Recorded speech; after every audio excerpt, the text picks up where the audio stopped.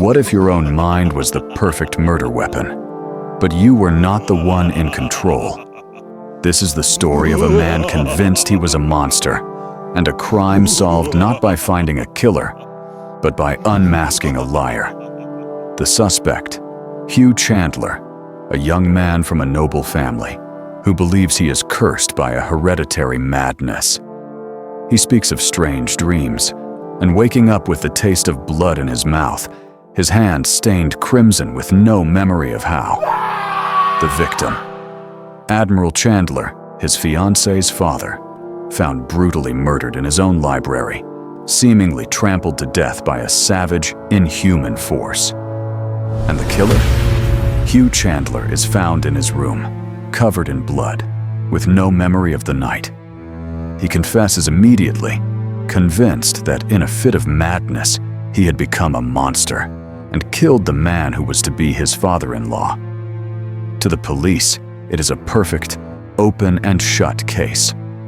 But to Hercule Poirot, a case this perfect is always a lie.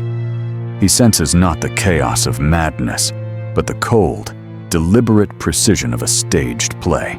He focuses on a single detail everyone else missed. The blood on Hugh's hand smelled faintly, unnaturally, of chemicals. It was not quite right. Poirot turns his attention not to the confessed killer, but to the grieving fiancée, Diana. He observes her story as too perfect, her acceptance of her lover's madness too quick. She is not a victim of this tragedy. She is its author. Let us perform a forensic anatomy of this gaslight murder. Hugh Chandler was not a killer.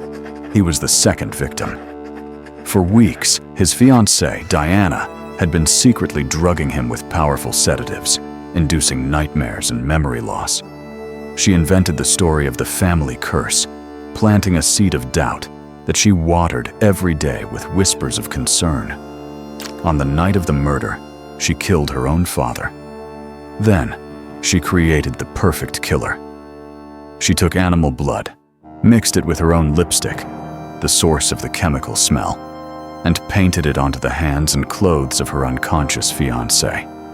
When he woke, trapped in a drugged haze, the evidence was undeniable. He confessed to a crime he never committed because she had made him believe he was a monster.